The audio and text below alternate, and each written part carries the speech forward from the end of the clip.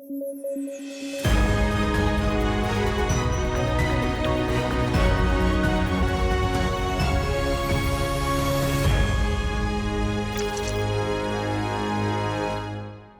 News at 9 programme में आपका स्वागत है। मैं हूं अमृत उपाध्याय। आइए जल्दी से देखें आज की हेडलाइंस।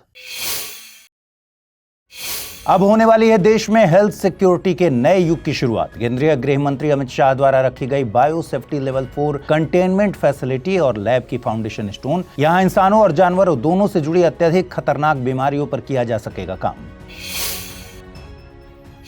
शक्सगाम वैली चर्चा में। चीन ने हाल ही में कहा है यह इलाका है उसका। भौगोलिक रूप से शक्सगाम वैली आती है पाकिस्तान ऑक्युपाइड कश्मीर के हिस्से में। और भारत ने डेयरी सेक्टर में हासिल की एक अहम उपलब्धि। भारत ने 2 हाई यील्डिंग सिंथेटिक गायों की नस्लों को किया रजिस्टर। करण फ्राइज और वृंदावनी है गाय की नस्लों के नाम।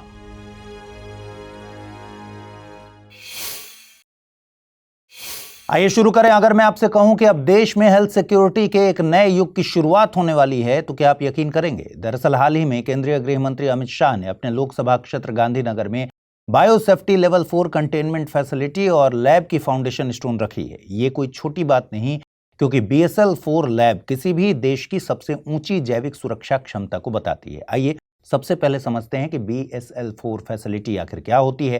देखिए, BSL-4 लैब या फैसिलिटी में दुनिया के सबसे खतरनाक, जानलेवा और अत्यधिक संक्रामक वायरस पर रिसर्च की जाती है। इन वायरस का या तो कोई प्रभावी इलाज नहीं होता या फिर वैक्सीन उपलब्ध नहीं होती, जैसे Ebola, Marburg, Nipah, Crimean Congo haemorrhagic fever CCHF और क्यासनोर फॉरेस्ट डिजीज जैसे वायरस। इन लैब्स में काम पूरी तरह सील्ड एनवायरनमेंट, सख्त इंटरनेशनल स्टैंडर्ड्स और लगातार मॉनिटरिंग के तहत होता है, ताकि वायरस बाहर ना निकल सके और वैज्ञानिक पूरी तरह से सुरक्षित रहें। यानी bio safety level 4 biological containment का सबसे हाई लेवल होता है। अब इस फैसिलिटी की संरचना को समझिए। यह सिर्फ एक लैब नहीं होगी, बल्कि इसमें BSL-4, BSL-3, BSL-2, साथ ही ABSL-4 और ABSL-3 मॉड्यूल्स होंगे। यानी इंसानों और जानवरों दोनों से जुड़ी अत्यधिक खतरनाक बीमारियों पर काम किया जा सकेगा। इस लैब का सीधा फायदा यह होगा कि अब भारत किसी भी घातक बीमारी के आने पर रियल टाइम में रिसर्च और रिस्पॉन्स दे पाएगा। साथ ही यहां वैक्सीन, डायग्नोस्टिक्स और थ्योरेटिक्स के विकास में तेजी आएगी। दूसरी बात यह है कि ये वैज्ञानिकों को खतरनाक वायरस पर काम करने के लिए विदेश नहीं भागना पड़ेगा या लिमिटेड कैपेसिटी वाली भारतीय लैब्स पर डिपेंडेंट नहीं रहना पड़ेगा। इसके अलावा DBT ने इस लैब को एक नेशनल फैसिलिटी घोषित करने के लिए MOU साइन किया है। यानी पूरे देश के विशेषज्ञ संस्थानों से इसे मार्गदर्शन भी मिलेगा। हालांकि यह भारत की दूसरी सिविलियन BSL-4 लैब है, लेकिन खास बात यह है कि यह पूरी तरह किसी राज्य सरकार द्वारा फंड और नियंत्रित की जाने वाली पहली BSL-4 लैब है। अगर भारत में मौजूदा स्थिति को देखें तो अभी केवल एक सिविलियन BSL-4 लैब है, पुणे के national institute of virology NIV में। इसके अलावा DRDO ने 2024 में ग्वालियर में एक BSL-4 लैब स्थापित की थी, जो डिफेंस सेक्टर के तहत आती है। वैश्विक स्तर पर देखें तो दुनिया में लगभग 69 BSL-4 लैब्स या तो काम कर रही हैं या फिर निर्माणाधीन हैं। दोस्तों, क्या आपने शक्सगाम वैली के बारे में सुना है? शक्सगाम वैली आजकल खूब चर्चा में है। दरअसल चीन ने हाल ही में कहा है कि यह इलाका उसका है, भारत का नहीं। चीन की इस बयानबाजी से मुद्दा फिर से गर्मा गया है। आइए इस वैली का मुद्दा ठीक से समझते हैं। देखिए, शक्सगाम वैली को, जिसे ट्रांस काराकोरम ट्रैक्ट भी कहा जाता है, भौगोलिक रूप से देखें तो हुंजा गिलगित क्षेत्र में स्थित है ये, और यह पाकिस्तान ऑक्युपाइड कश्मीर POK के हिस्से में है। भारत इस पूरे क्षेत्र पर अपना दावा करता है, लेकिन इसका वास्तविक नियंत्रण पाकिस्तान के पास है। इस घाटी की रणनीतिक स्थिति बहुत महत्वपूर्ण है, क्योंकि इसके उत्तर में पीपल्स रिपब्लिक ऑफ चाइना का शिनजियांग प्रांत स्थित है। दक्षिण और पश्चिम में POK के नॉर्दर्न एरियाज हैं और पूर्व में सियाचिन ग्लेशियर का इलाका है। यही वजह है कि यह क्षेत्र भारत, पाकिस्तान और चीन तीनों के लिए स्ट्रेटेजिकली बहुत संवेदनशील बना हुआ है। आइए अब समझते हैं आखिर विवाद क्यों हुआ है। देखिए, हमने पहले भी बताया कि ये वैली पाकिस्तान ऑक्युपाइड कश्मीर के हिस्से में दिखती है, इसलिए भारत कहता है कि ये उसका भाग है, क्योंकि POK ऑलरेडी हमारा भाग है। 1963 में लेकिन एक खास घटना हुई। दरअसल 1963 में पाकिस्तान और चीन के बीच एक सीमा समझौता हुआ, और इस समझौते का मकसद दोनों देशों के बीच सीमा विवाद को सुलझाना बताया गया। इसी समझौते के तहत पाकिस्तान ने शक्सगाम वैली को चीन को सौंप दिया था। यानी एक तो पाकिस्तान ने कश्मीर का एक हिस्सा अवैध रूप से हथियाया, फिर इसी अवैध हिस्से को अवैध रूप से चीन को दे दिया। और इस समझौते की टाइमिंग देखिए, 1962 में भारत और चीन के बीच युद्ध हो चुका था और भारत और चीन के रिश्ते खराब हो चुके थे। यानी शक्सगाम वैली के बहाने पाकिस्तान ने जानबूझकर पीओके के मामले में भारत के नए दुश्मन चीन को शामिल कर लिया। बहरहाल भारत ने शुरू से ही इस समझौते को अवैध बताया, क्योंकि पाकिस्तान को इस क्षेत्र को किसी तीसरे देश को देने का अधिकार ही नहीं था। खास बात यह है कि समझौते के आर्टिकल 6 में साफ तौर पर लिखा गया था कि यदि भविष्य में भारत और पाकिस्तान के बीच कश्मीर विवाद का समाधान हो जाता है तो संबंधित संप्रभु सत्ता चीन के साथ इस सीमा पर दोबारा बातचीत करेगी और एक औपचारिक बाउंड्री ट्रीटी पर हस्ताक्षर किए जाएंगे। यानी यह समझौता अपने आप में स्थायी नहीं था। हालांकि ऐसा कुछ नहीं हुआ और इसी 1963 के समझौते ने आगे चलकर काराकोरम हाईवे की नींव रखी, जिसे 1970 के दशक में चीनी और पाकिस्तानी इंजीनियर्स ने मिलकर बनाया। यह हाईवे आज चीन पाकिस्तान के रणनीतिक और आर्थिक संबंधों की रीढ़ माना जाता है और China Pakistan economic corridor CPEC की सोच का भी आधार बनता है। ऐसे में चीन द्वारा शक्तिग्राम वैली पर भारत के दावे को नकारना केवल एक भूभाग से जुड़ा बयान नहीं है, बल्कि इसके पीछे गहरी रणनीतिक, कानूनी और भू राजनीतिक परतें जुड़ी हैं, जो दक्षिण एशिया की सुरक्षा स्थिति को सीधे सीधे प्रभावित करती हैं। दोस्तों, केरल सरकार ने आपदा को अवसर में बदलने का नहीं, बल्कि आपदा से अवसर निकालने का तरीका ढूंढ लिया है। दरअसल हाल ही में केरल सरकार ने केंद्र सरकार से एक अहम मांग रखी। केरल का कहना है कि अब समय आ गया है कि प्राकृतिक आपदाओं से होने वाले भारी आर्थिक नुकसान से निपटने के लिए नए वित्तीय विकल्पों पर सोचा जाए और ये विकल्प है कैटेस्ट्रॉफी बॉन्ड्स। अब सवाल है कि ये कैटेस्ट्रॉफी बॉन्ड्स आखिर क्या होते हैं। देखिए, अभी ऐसा होता है कि जब भी ऐसी कोई बड़ी आपदा आती है तो इसका पूरा आर्थिक बोझ या तो राज्य सरकार को उठाना होता है या फिर केंद्र से मदद मांगनी पड़ती है। इससे सरकारी खजाने पर अचानक भारी दबाव पड़ता है। यहीं पर कैटेस्ट्रॉफी बॉन्ड्स का कॉन्सेप्ट आता है। ये ऐसे वित्तीय बॉन्ड होते हैं जो प्राकृतिक आपदाओं के जोखिम को सरकार से हटाकर सीधे निवेशकों तक पहुंचा देते हैं। यानी सरकार आपदा का जोखिम कैपिटल मार्केट में ट्रांसफर कर देती है। यह न पूरी तरह से बीमा है, न ही सामान्य कर्ज, बल्कि दोनों का एक मिला जुला रूप है। इसमें निवेशक पैसा लगाते हैं और अगर तय समय में कोई बड़ी आपदा नहीं आती तो उन्हें अच्छा रिटर्न मिलता है। लेकिन अगर भूकंप, चक्रवात या बाढ़ जैसी कोई आपदा आ जाती है तो यही पैसा राहत और पुनर्वास के काम में इस्तेमाल हो जाता है और निवेशकों को नुकसान उठाना पड़ सकता है। कैटेस्ट्रॉफी बॉन्ड्स का सबसे बड़ा फायदा यह होता है कि जैसे ही आपदा आती है सरकार के पास तुरंत पैसा उपलब्ध हो जाता है और राहत कार्यों में देरी नहीं होती। साथ ही सरकार को अचानक भारी कर्ज लेने या बजट में कटौती करने जैसी मजबूरियों से बचाव मिल जाता है। आमतौर पर ये बॉन्ड सीधे सरकार जारी नहीं करती, बल्कि वर्ल्ड बैंक या एशियन डेवलपमेंट बैंक जैसी अंतर्राष्ट्रीय संस्थाओं की मदद से ये बॉन्ड जारी किए जाते हैं। इससे इन बॉन्ड्स की विश्वसनीयता बढ़ती है और निवेशकों का भरोसा बनता है। सरकार इसके बदले नियमित रूप से एक तरह का प्रीमियम देते रहती है, ठीक वैसे ही जैसे किसी बीमा पॉलिसी में दिया जाता है। अब इन बॉन्ड्स पर मिलने वाला रिटर्न इस बात पर निर्भर करता है कि आपदा का खतरा कितना बड़ा है और कितनी बार आ सकता है। उदाहरण के लिए, जिन इलाकों में भूकंप कम आते हैं वहां भूकंप से जुड़े कैटेस्ट्रॉफी बॉन्ड्स पर रिटर्न कम होता है। वहीं चक्रवात या हरिकेन जैसी बार बार आने वाली आपदाओं से जुड़े बॉन्ड्स पर निवेशकों को ज्यादा रिटर्न ऑफर करना पड़ता है। अब यह भी ध्यान रखिए कि इन बॉन्ड्स में निवेश करने वाले लोग आम निवेशक नहीं हैं। आमतौर पर पेंशन फंड्स, हेज फंड्स और बड़े फैमिली ऑफिसेज इसमें पैसा लगाते हैं। इसकी वजह यह है कि इन्हें इसमें अपेक्षाकृत ज्यादा रिटर्न मिलता है और साथ ही यह जोखिम शेयर बाजार के उतार चढ़ाव से सीधे जुड़ा नहीं होता। यानी पोर्टफोलियो डाइवर्सिफिकेशन का एक अच्छा जरिया बन जाता है। अब आपके सामने सवाल आ रहा होगा कि क्या दुनिया में कैटेस्ट्रॉफी बॉन्ड्स और भी कहीं एग्जिस्ट करते हैं? तो जवाब है हाँ। मैक्सिको और फिलीपींस जैसे देश पहले से ही कैटेस्ट्रॉफी बॉन्ड्स का इस्तेमाल कर रहे हैं। यही वजह है कि केरल सरकार अब भारत में भी इस मॉडल को अपनाने की वकालत कर रही है। सोचिए, कोई मिसाइल ऐसी हो जो आवाज से 5 गुना तेज उड़ रही हो और रास्ते में उसे सांस लेने के लिए अलग से ऑक्सीजन टैंक की भी जरूरत नहीं चाहिए। दोस्तों, जिस देश ने इस तकनीक की मिसाइल का विकास पूर्ण रूप से कर लिया, उसे मॉडर्न वॉरफेयर में हराना मुश्किल ही नहीं, असंभव है। यही तकनीक कहलाती है हाइपरसोनिक टेक्नोलॉजी और इसी दिशा में भारत के DRDO ने हाल ही में एक बहुत बड़ी छलांग लगाई। दरअसल DRDO ने भारत के हाइपरसोनिक मिसाइल प्रोग्राम के तहत पहली बार फुल स्केल, एक्टिवली कूल्ड और लंबे समय तक चलने वाले स्क्रैमजेट इंजन का सफल ग्राउंड टेस्ट किया। ये इसलिए खास है क्योंकि हाइपरसोनिक स्पीड पर सबसे बड़ी समस्या इंजन के अंदर पैदा होने वाली भयानक गर्मी और लंबे समय तक दहन को कंट्रोल करना होता है। और इस टेस्ट से साबित हुआ कि भारत अब इस चुनौती को संभाल सकता है। अब आसान भाषा में समझिए, स्क्रैमजेट इंजन आखिर क्या होता है। देखिए, स्क्रैमजेट का पूरा नाम है सुपरसोनिक कंबशन रैमजेट। ये एक ऐसा इंजन होता है जो हवा में उड़ते हुए ही हवा को अंदर खींचता है और उसी हवा से ईंधन जलाकर ताकत पैदा करता है। इसमें न तो पंखे होते हैं, न घूमने वाले कंप्रेसर होते हैं। ये सब आम जेट इंजनों में होते हैं। सबसे दिलचस्प बात यह है कि इस इंजन में बल्कि सुपरसोनिक स्पीड पर ही फ्यूल जलाया जाता है। इसी वजह से यह इंजन मैक 5 यानी ध्वनि की गति से 5 गुना या उससे भी ज्यादा स्पीड पर काम कर पाता है। ईंधन की बात करें तो स्क्रैमजेट इंजन में आमतौर पर लिक्विड हाइड्रोजन का इस्तेमाल होता है। दहन के लिए ऑक्सीजन बाहर से ली जाती है यानी हवा से, इसलिए इसे एयर ब्रीदिंग इंजन भी कहते हैं। यही वजह है कि इसे हर समय ऑक्सीजन देने की जरूरत नहीं, लंबे समय तक तेज रफ्तार से यह उड़ सकता है। अब इसके काम करने का तरीका समझते हैं। स्क्रैमजेट इंजन खुद से स्टार्ट नहीं हो सकता, इसलिए मिसाइल या व्हीकल को पहले से ही तेज रफ्तार लगभग मैक 3 या उससे ज्यादा तक पहुंचाया जाता है। यह काम आमतौर पर रॉकेट की मदद से किया जाता है। जैसे ही ये स्पीड मिल जाती है, इंजन के सामने से आने वाली हवा अपने आप कंप्रेस होने लगती है। इसी कंप्रेस्ड हवा में हाइड्रोजन फ्यूल डाला जाता है और कंबशन कर दिया जाता है। कंबशन के बाद गैसें पीछे की ओर तेजी से निकलती हैं और न्यूटन के तीसरे नियम के मुताबिक मिसाइल या व्हीकल आगे की ओर तेज धक्का पाता है। अच्छी बात यह है कि फ्यूल एफिशिएंसी के मामले में स्क्रैमजेट पारंपरिक टर्बोजेट और रैमजेट इंजनों से कहीं बेहतर होता है। अब बात हाइपरसोनिक मिसाइल्स की करते हैं। हाइपरसोनिक मिसाइल वो होती है जो मैक 5 से ज्यादा स्पीड से उड़े, यानी आवाज से 5 गुना तेज।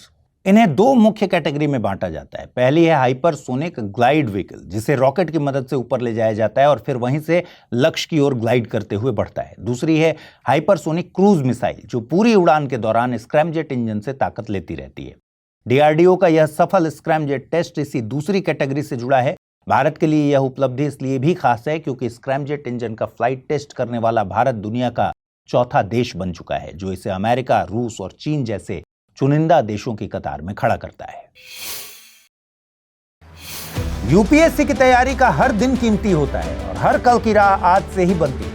तो क्या आपने प्रतिज्ञा ली है अपने आईएएस सपने को साकार करने की? स्टडी आईक्यू लेकर आया है यूपीएससी लाइव फाउंडेशन हिंदी प्रतिज्ञा प्लस बैच 2027, जहां कराई जाएगी प्रीलिम्स से लेकर इंटरव्यू तक की पूरी तैयारी, वो भी रणनीतिक गहराई के साथ और सही मार्गदर्शन के साथ। इस बैच में आपको मिलेंगी 1000+ आवर्स की लाइव और रिकॉर्डेड क्लासेस, मार्गदर्शन और सारथी कार्यक्रमों के माध्यम से 1-to-1 personalised mentorship, daily current affairs test series और सीसेट का complete coverage, hand written notes, PDFs और 18 बुक्स का सेट। टेस्ट में टॉप स्कोरर को मिलेगा 11,000 रुपए का नगद पुरस्कार। प्रीलिम्स और मेंस रेसिडेंशियल प्रोग्राम यानी पीआरपी और एमआरपी डिसिप्लिन के साथ फोकस भी देंगे। इंटरव्यू गाइडेंस प्रोग्राम यानी आईजीपी के साथ अंतिम दौर तक स्टडी आईक्यू आपका साथ निभाएगा। और इतना ही नहीं, प्रीलिम्स में सफल होने पर मिलेगी पूरी फीस वापस। अब तय कीजिए, आप सिर्फ सपना देखेंगे या उसके लिए स्टडी आईक्यू के साथ मिलकर प्रतिज्ञा निभाएंगे। यूज करें कोड अमृत लाइव और पाएं मैक्सिमम डिस्काउंट हमारे गोल्ड, प्लैटिनम और डायमंड बैचेस पर। अगर आप 2028 में अटेम्प्ट देना चाहते हैं तो उसके लिए भी बैचेस अवेलेबल हैं। अगर अब भी कोई सवाल हो, डिस्क्रिप्शन में दिए गए लिंक पर क्लिक कीजिए या मुझे सीधा मेल कीजिए amrit@studiiq.com पर। यूपीएससी 2027, आपकी प्रतिज्ञा हमारा मार्गदर्शन। हाल ही में संयुक्त राष्ट्र के एक अहम विभाग यूएनडेसा ने एक रिपोर्ट जारी की। इसमें कहा गया कि चालू वित्त वर्ष में भारत की अर्थव्यवस्था करीब 7.4% की रफ्तार से बढ़ सकती है। रिपोर्ट के मुताबिक इसकी सबसे बड़ी वजह देश के भीतर बढ़ती खपत और सरकार द्वारा किया जा रहा मजबूत पब्लिक इन्वेस्टमेंट है। मतलब साफ है कि जब पूरी दुनिया में आर्थिक अनिश्चितता बनी हुई है, तब भी भारत की घरेलू मांग और सरकारी खर्च अर्थव्यवस्था को सहारा दे रहे हैं। अब समझते हैं आखिर ये यूएनडीएसए होता क्या है। यूएनडेसा एक यानी इसका पूरा फुल फॉर्म अगर समझिए, United Nations department of economic and social affairs. यह संयुक्त राष्ट्र का एक बेहद अहम विभाग है। यह दुनिया भर में विकास से जुड़े मुद्दों पर काम करता है। यह विभाग संयुक्त राष्ट्र चार्टर की भावना और 2030 एजेंडा फॉर सस्टेनेबल डेवलपमेंट के लक्ष्य को आगे बढ़ाने का काम करता है। इसका मुख्यालय न्यूयॉर्क में संयुक्त राष्ट्र के हेडक्वार्टर में स्थित है। अगर इसके काम करने के तरीके की बात करें तो ये 3 हिस्सों में समझा जा सकता है। पहला, यह ग्लोबल लेवल पर नियम और नीतियों का ढांचा तैयार करने में मदद करता है। दूसरा, अलग अलग देशों की स्थिति का विश्लेषण करता है। और तीसरा, देशों की क्षमता बढ़ाने में मदद करता है ताकि वे खुद अपने विकास के लक्ष्य को हासिल कर सके। यूएनडेसा के अंदर कई डिवीजन और ऑफिसेज आते हैं जो मिलकर सुनिश्चित करते हैं कि विकास सिर्फ आर्थिक नहीं बल्कि सामाजिक और पर्यावरणीय तीनों स्तरों पर संतुलित हों। खास तौर पर यूएनडेसा उन लोगों पर ज्यादा ध्यान देता है जो सबसे ज्यादा कमजोर स्थिति में हैं, ताकि विकास का फायदा सब तक पहुंचे। आसान भाषा में कहें तो यह विभाग इस बात पर काम करता है कि विकास ऐसा हो जिससे लोगों की जिंदगी बेहतर बने और पर्यावरण को भी नुकसान न पहुंचे। इसी प्रक्रिया के तहत यूएनडेसा कुछ बेहद अहम रिपोर्ट्स जारी करता है, जैसे world economic situation and prospects report, world social report और सस्टेनेबल डेवलपमेंट गोल्स रिपोर्ट। कुल मिलाकर यूएनडेसा वो संस्था है जो दुनिया को ज्यादा समावेशी, संतुलित और टिकाऊ विकास की दिशा में आगे ले जाने का रोड मैप तैयार करती है।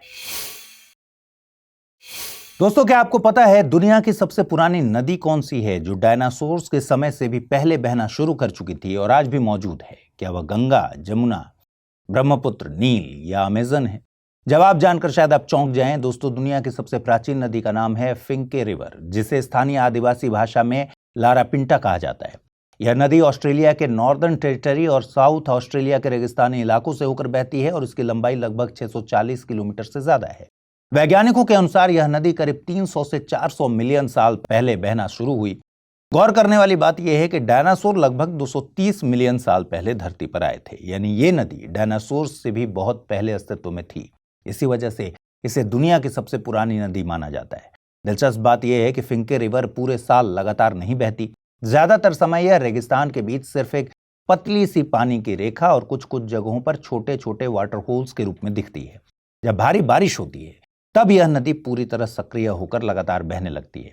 वैज्ञानिक मानते हैं कि ये चैनल और गड्ढे उसी नदी के अवशेष हैं जो करोड़ों साल पहले बहना शुरू हुई थी। अब सवाल उठता है कि आखिर वैज्ञानिक कैसे तय करते हैं कि यह नदी इतनी पुरानी है? दरअसल इसकी उम्र का अंदाजा चट्टानों और मिट्टी की संरचना, उनके क्षरण के निशानों और रेडियोधर्मी तत्वों की डिके रेट के अध्ययन से पता चलता है।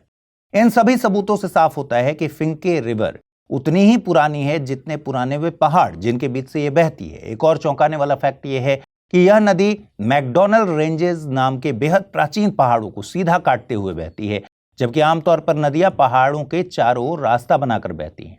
वैज्ञानिकों का मानना है कि ये नदी पहाड़ों के बनने से पहले बह रही थी और जब धीरे धीरे पहाड़ ऊपर उठे तब नदी ने अपनी धारा को बनाए रखते हुए चट्टानों को काटकर अपना रास्ता बनाया। यह पूरा भूवैज्ञानिक बदलाव उस दौर में हुआ जिसे एलिस स्प्रिंग्स ओरोजेनी कहा जाता है। इस तरह फिंके रिवर आज भी धरती के बेहद प्राचीन इतिहास की एक जिंदा गवाही है जो हमें बताती है कि प्रकृति के कुछ निशान करोड़ों साल बाद भी कायम रह सकते हैं। दोस्तों, आपने मुंह फुलाने वाले इंसानों को तो देखा होगा, लेकिन क्या आपने शरीर फुलाने वाली मछली को देखा है? ऐसी मछली को पफर फिश कहते हैं। हाल ही में भारत में पहली बार पफर फिश पॉइजनिंग का मामला सामने आने की पुष्टि हुई, जिसके बाद यह मछली चर्चा में है। देखिए, पफर फिश एक खास तरह की मछली होती है जो टेट्रा ऑडोंटिफॉर्मीज ऑर्डर से संबंध रखती है। इसे अलग अलग जगहों पर अलग अलग नाम से जानते हैं, जैसे टोड फिश, पैटका फिश, बैलून फिश और फूगू। यह मछली पानी की सतह पर नहीं बल्कि तल के पास रहने वाली होती है, यानी यह एक बेंथिक प्रजाति है। वहीं खाने के मामले में सर्वाहारी यानी ओमनीवोरस होती है। यह प्लांट्स और छोटे जीव खाती है। भारत की बात करें तो भारत में पफर फिश मुख्य रूप से वेस्टर्न घाट्स और गंगा, ब्रह्मपुत्र और महानदी जैसी बड़ी नदी घाटियों में पाई जाती है। खास बात यह है कि भारत में मिलने वाली कई फ्रेश वाटर पफर फिश प्रजातियां सिर्फ खास इलाकों तक ही सीमित हैं और इन्हें स्वस्थ नदी इकोसिस्टम का इंडिकेटर भी माना जाता है। वहीं पफर फिश की सबसे अनोखी खासियत है खतरा महसूस होने पर यह अपने शरीर को गुब्बारे की तरह फुला लेती है। इससे यह आकार में काफी बड़ी दिखने लगती है, जिससे शिकारी समुद्री जीव इसे निगल नहीं पाते और दूर रहते हैं। संरक्षण की बात करें तो इन्हें IUCN द्वारा वल्नरेबल कैटेगरी में रखा गया है। वैसे तो पफर फिश नुकसान नहीं पहुंचाती, लेकिन असली खतरा तब होता है जब पफर फिश को खा लिया जाए। दरअसल कुछ पफर फिश में टेट्रोडोटॉक्सिन नाम का जहर पाया जाता है। यह दुनिया के सबसे खतरनाक न्यूरोटॉक्सिन्स में से एक है जो शरीर की नसों में सोडियम चैनल्स को ब्लॉक कर देता है। इसके कारण शरीर में लकवा, सांस लेने में दिक्कत और गंभीर मामलों में मौत हो सकती है। टेट्रोडोटॉक्सिन की सबसे खतरनाक बात यह है कि यह गर्म करने से भी नष्ट नहीं होता और पानी में घुलनशील होता है, यानी सामान्य पकाने से यह जहर खत्म नहीं होता। वैज्ञानिकों का मानना है कि पफर फिश यह जहर खुद नहीं बनाती, बल्कि यह जहर उसे कुछ खास बैक्टीरिया से मिलता है जो या तो उसके शरीर में रहते हैं या उसके खाने के जरिए अंदर जाते हैं, जैसे विब्रियो, स्यूडोमोनास, एरोमोनास और बैसिलस। यही वजह है कि पफर फिश का सेवन बहुत खतरनाक माना जाता है और उसके जहर से जुड़ा यह पहला भारतीय मामला स्वास्थ्य और पर्यावरण दोनों के लिहाज से अहम चेतावनी माना जा रहा है। हाल ही में भारत ने डेयरी सेक्टर में एक अहम उपलब्धि हासिल की है। देश ने 2 हाई यील्डिंग सिंथेटिक गायों की नस्लों करण फ्राइज और वृंदावनी को आधिकारिक रूप से रजिस्टर किया। यह कदम इसलिए महत्वपूर्ण माना जा रहा है क्योंकि भारत में दुग्ध उत्पादन बढ़ाने और किसानों की आय सुधारने के लिए बेहतर नस्लों की बड़ी जरूरत है। सबसे पहले करन फ्राइज की बात करते हैं। यह नस्ल नेशनल डेयरी रिसर्च इंस्टीट्यूट यानी एनडीआरआई करनाल हरियाणा में विकसित की गई है। करन फ्राइज दरअसल एक क्रॉस ब्रीड है जिसे भारत की देसी थारपारकर गाय और विदेशी होल्स्टीन फ्राइजियन बैल को मिलाकर तैयार किया गया है। इस नस्ल की खासियत यह है कि ये एक लैक्टेशन पीरियड में 3500 केजी से ज्यादा दूध देने में सक्षम है। इतना ही नहीं, अनुकूल परिस्थितियों में इसका डेली पीक मिल्क यील्ड करीब 46.5 केजी तक पहुंच सकता है। करन फ्राइज की बड़ी ताकत यह है कि इसमें विदेशी नस्ल की हाई प्रोडक्टिविटी और देसी नस्ल की मजबूती और जलवायु सहनशीलता दोनों का संतुलन होता है। अब बात करते हैं वृंदावनी नस्ल की। इसे ICAR Indian Veterinary Research Institute IVRI Bareilly Uttar Pradesh ने विकसित किया। वृंदावनी एक मल्टी ब्रीड सिंथेटिक नस्ल है जिसमें विदेशी नस्लों जैसे होल्स्टीन फ्राइजियन, ब्राउन स्विस और जर्सी को भारत की देसी हरियाणा गाय के साथ क्रॉस किया गया। इस नस्ल को खास तौर पर इस तरह डिजाइन किया गया है कि यह भारतीय परिस्थितियों में ज्यादा दूध दे सके, बीमारियों के प्रति मजबूत रहे और छोटे मध्यम किसानों के लिए उपयोगी हो। दोस्तों, इन दोनों नस्लों के विकास में ICAR यानी Indian council of agricultural research की भूमिका बहुत अहम है। ICAR भारत सरकार के कृषि और किसान कल्याण मंत्रालय के अंतर्गत department of agricultural research and education DARE के तहत काम करने वाला एक संगठन है। यह देश में कृषि, पशुपालन, मत्स्य पालन और हॉर्टिकल्चर से जुड़ी रिसर्च और एजुकेशन का शीर्ष संस्थान माना जाता है। इसकी स्थापना 16 जुलाई 1929 को हुई थी और पहले इसे imperial council of agricultural research कहा जाता था। आज इसका मुख्यालय नई दिल्ली में है।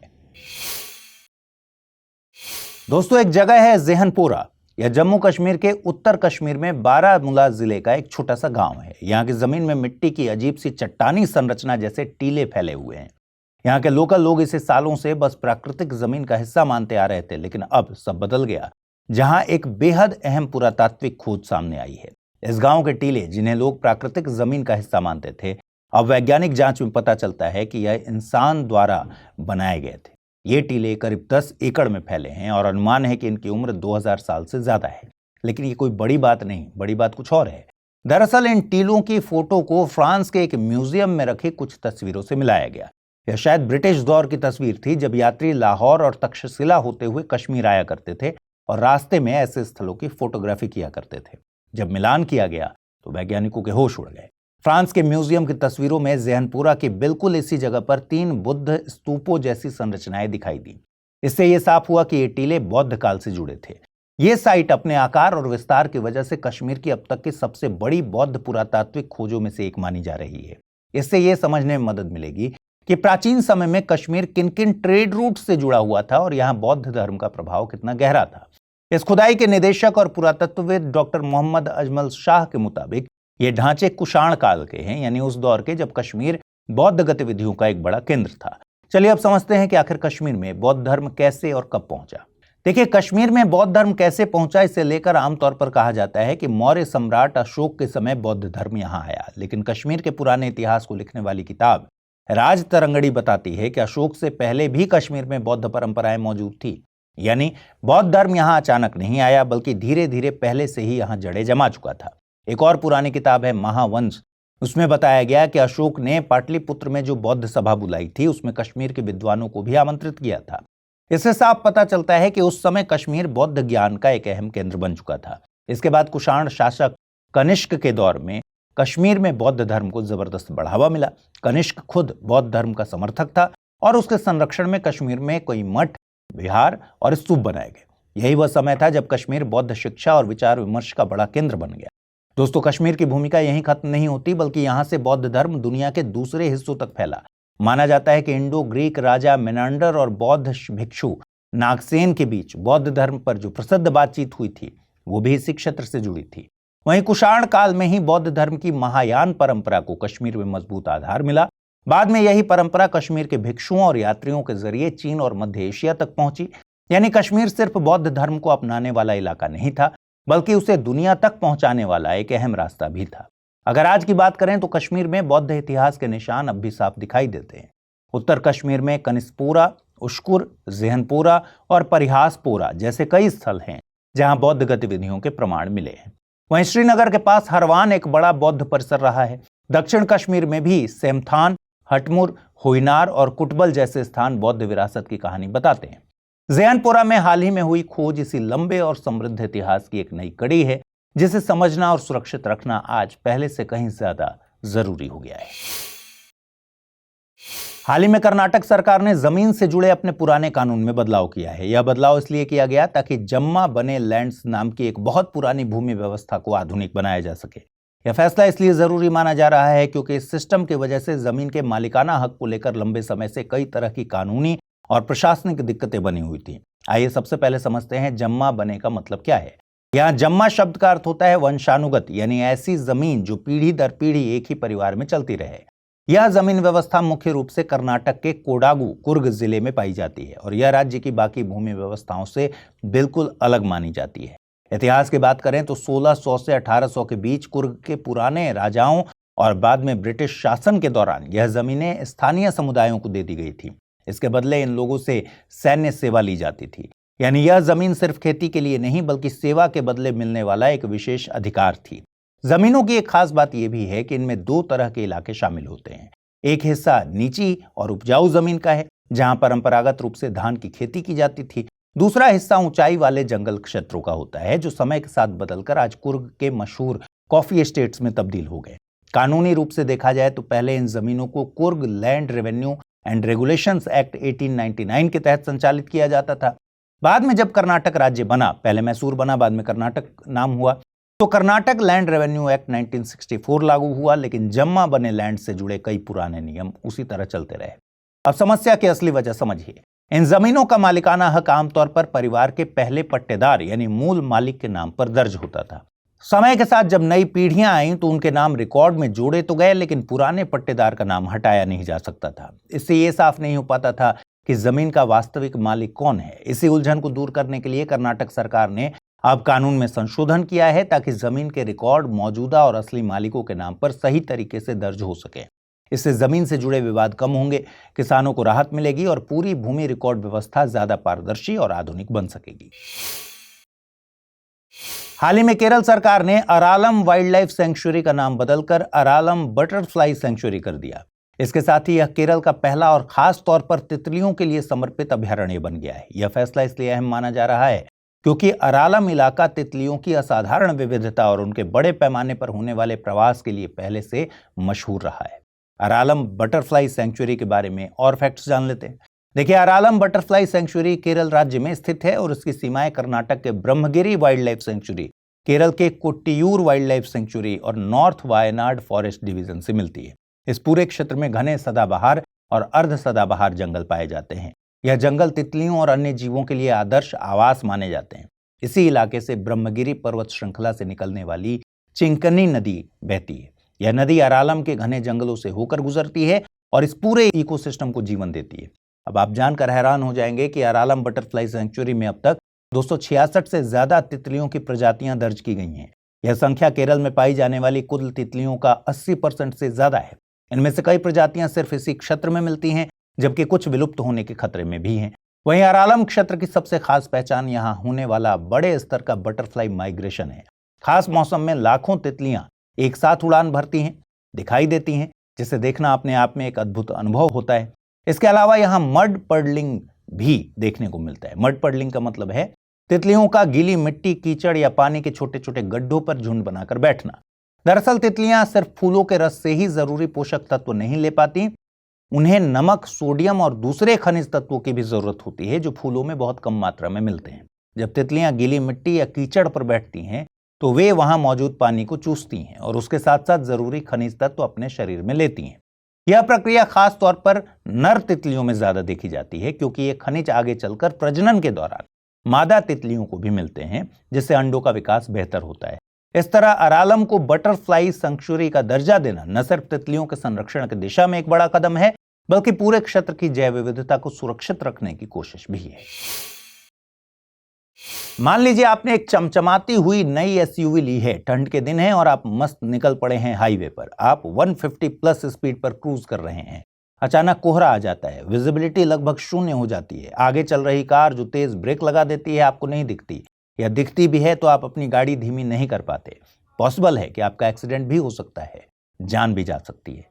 लेकिन अगर ऐसा पॉसिबल हो कि ऐसी तकनीक आ जाए जिसमें सामने वाली कार जो आपको नहीं दिख रही आपको खुद अपनी मौजूदगी का एहसास करा दे या बता दे कि मैं मुड़ने वाली हूं या रुकने वाली हूं तो कैसा होगा। एक बार सोचिए कितनी जानें बचाई जा सकती हैं इससे।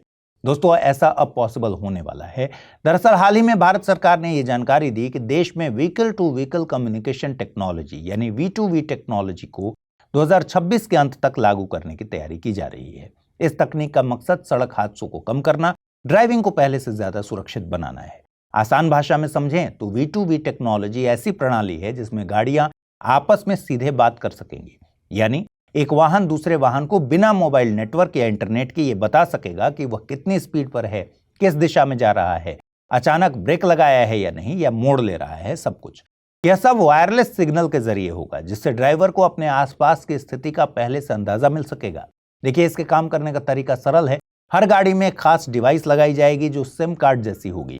यह डिवाइस लगातार आसपास मौजूद दूसरी V2V इनेबल्ड गाड़ियों की जानकारी भेजेगी और उससे जानकारी लेती रहेगी। जैसे ही कोई गाड़ी बहुत पास आ जाती है या कोई खतरे की स्थिति बनती है, सिस्टम तुरंत ड्राइवर को अलर्ट करेगा। V2V टेक्नोलॉजी में आगे वाली कार का ब्रेक लगाने का सिग्नल आपकी गाड़ी तक पहुंच जाएगा और आपको पहले ही चेतावनी मिल जाएगी।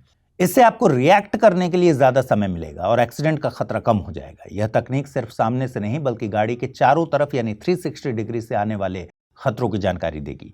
अगर किसी मोड़ पर दूसरी गाड़ी दिख नहीं रही हो या सड़क किनारे कोई खड़ी गाड़ी हो तो उसका अलर्ट भी आपको मिल सकता है। यह सिस्टम सुरक्षित दूरी बनाए रखने और अचानक सामने आए वाहनों के बारे में चेतावनी देने में भी मदद करेगा। इसके अलावा यह technology advanced driver assistance system ADAS के साथ मिलकर काम करेगी, जिससे भविष्य में ड्राइविंग और भी स्मार्ट और सुरक्षित बन सकेगी। कुल मिलाकर V2V टेक्नोलॉजी सड़क सुरक्षा के क्षेत्र में एक बड़ा बदलाव लाने वाली तकनीक मानी जा रही है, जो इंसानी गलती से होने वाले हादसों को काफी हद तक कम कर सकती है। यूपीएससी की तैयारी का हर दिन कीमती होता है और हर कल की राह आज से ही बनती है। तो क्या आपने प्रतिज्ञा ली है अपने आईएएस सपने को साकार करने की? स्टडी IQ लेकर आया है यूपीएससी लाइव फाउंडेशन हिंदी प्रतिज्ञा प्लस बैच 2027, जहां कराई जाएगी प्रीलिम्स से लेकर इंटरव्यू तक की पूरी तैयारी, वो भी रणनीतिक गहराई के साथ और सही मार्गदर्शन के साथ।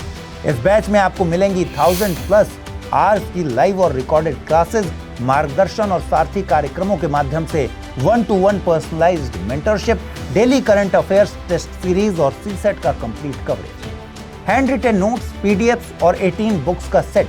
टेस्ट में टॉप स्कोरर को मिलेगा 11,000 रुपए का नगद पुरस्कार। प्रीलिम्स और मेंस रेसिडेंशियल प्रोग्राम यानी PRP और MRP डिसिप्लिन के साथ फोकस भी देंगे। इंटरव्यू गाइडेंस प्रोग्राम यानी IGP के साथ अंतिम दौर तक स्टडी IQ आपका साथ निभाएगा। और इतना ही नहीं, प्रीलिम्स में सफल होने पर मिलेगी पूरी फीस वापस। अब तय कीजिए, आप सिर्फ सपना देखेंगे या उसके लिए स्टडी IQ के साथ मिलकर प्रतिज्ञा निभाएंगे।